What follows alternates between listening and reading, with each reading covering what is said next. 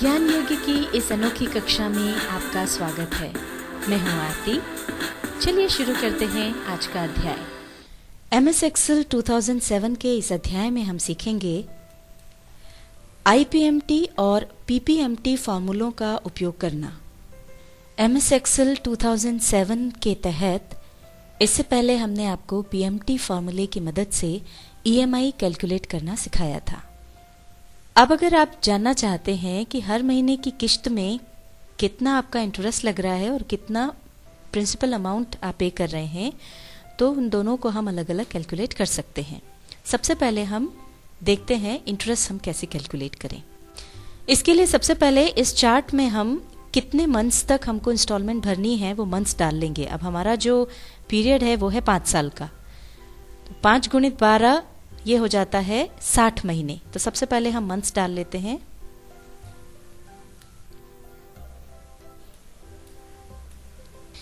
ये हमने पूरे 60 महीने यहाँ डाल दिए हैं और अब हमको इंटरेस्ट कैलकुलेट करना है। तो इसके लिए जो फॉर्मूला लगेगा वो है IPMT फॉर्मूला। यहाँ पर हमने क्लिक किया, अब फॉर्मूला लगाएंगे इक्वल्स टू IPMT और उसके बाद जैसे ही हम ब्रैकेट लगाएंगे तो ये यहाँ पर सारी चीज़ें आ जाएंगी। सबसे पहले है रेट, तो इंटरेस्ट रेट है 15%, इसको हम सिलेक्ट कर लेंगे इस सेल को। अब ये जो इंटरेस्ट रेट है ये वार्षिक है, तो इसको हम डिवाइड करेंगे 12 मंथ से। तो ये डिवाइड किया बाय 12, कॉमा लगाएंगे।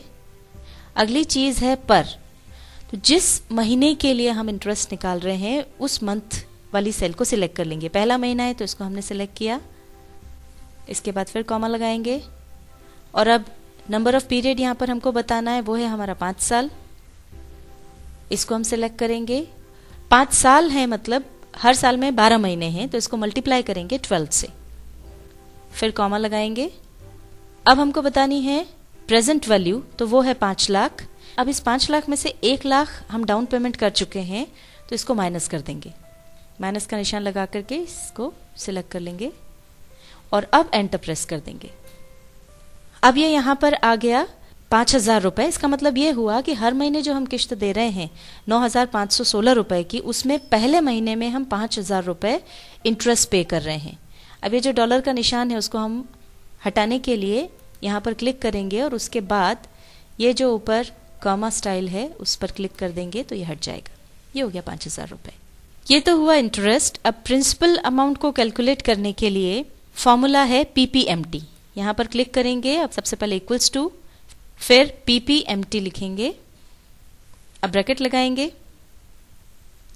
यहाँ पर भी सबसे पहले वही रेट, इसको हम सिलेक्ट कर लेंगे, चूंकि ये वार्षिक है इसलिए डिवाइडेड बाय 12, कॉमा लगाएंगे।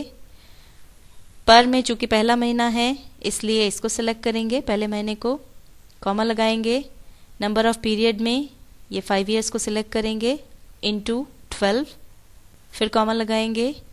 प्रेजेंट वैल्यू जो है 5 लाख रुपए, इसको सिलेक्ट करेंगे, अब माइनस कर देंगे 1 लाख और अब एंटर प्रेस करेंगे तो ये बचा हुआ जो अमाउंट है 4,515 रुपये और 97 पैसे ये यहाँ पर आ गया है। इसमें से हम डॉलर और ये दशमलव के बाद की जो संख्या है उसको हटाना है, राउंड फिगर में करना है। तो सबसे पहले डॉलर हटा लेते हैं, कॉमा पे क्लिक करके, और अब डिक्रीज डेसिमल पर क्लिक कर देंगे।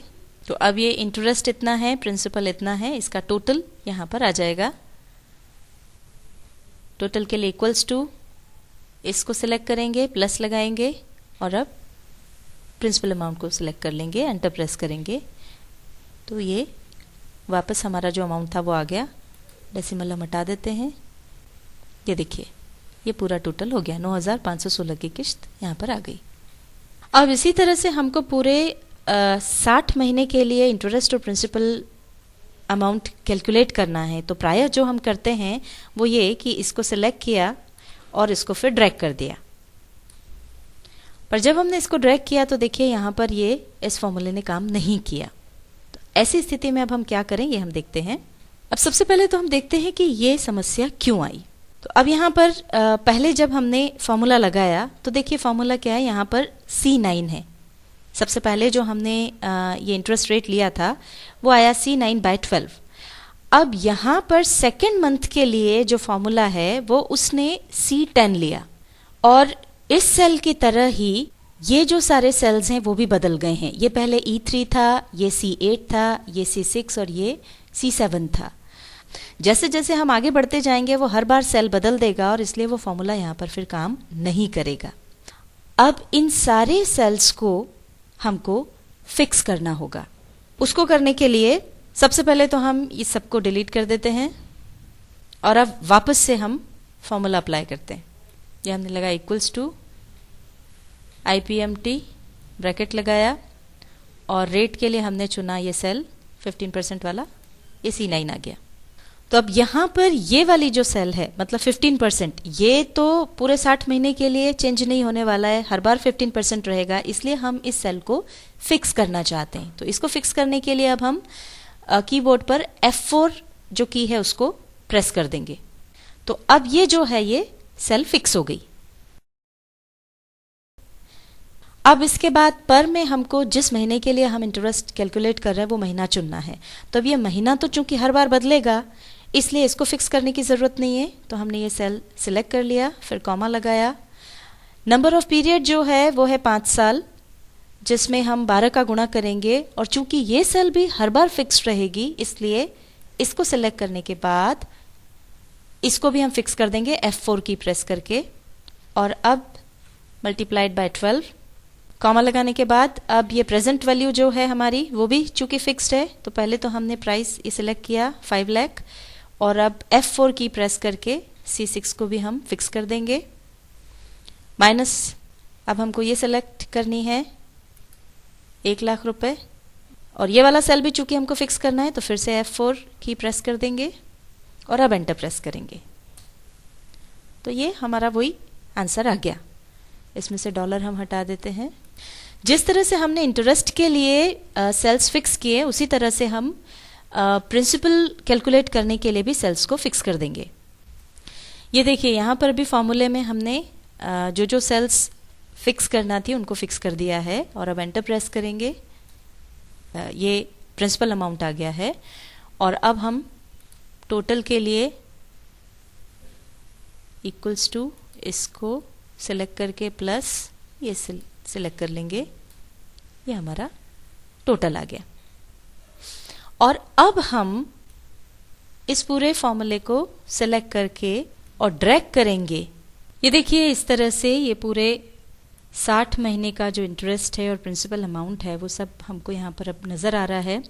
यहाँ पर आप देख सकते हैं शुरुआती जो महीने हैं उसमें इंटरेस्ट ज्यादा लग रहा है, प्रिंसिपल अमाउंट कम है और जैसे जैसे हम आगे जाएंगे वैसे वैसे हम देखेंगे कि इंटरेस्ट कम होता जा रहा है और प्रिंसिपल अमाउंट जो है वो ज्यादा पे हो रहा है। अब अगर हम चाहते हैं कि हमने इन पूरे 5 सालों के दौरान कितना इंटरेस्ट पे किया, कितना टोटल प्रिंसिपल अमाउंट पे किया, इनका टोटल अगर हमको देखना है तो उसके लिए हम इसका टोटल कर लेंगे।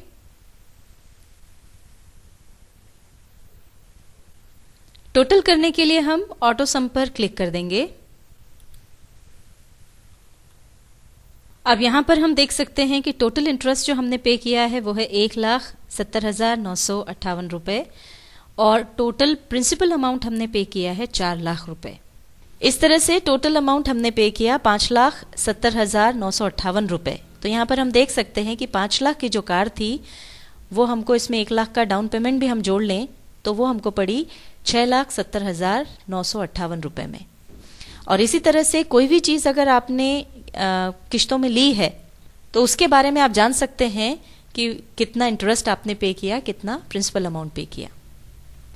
MS Excel 2007 के इस अध्याय में हमने सीखा IPMT और PPMT फॉर्मूलों का उपयोग करना।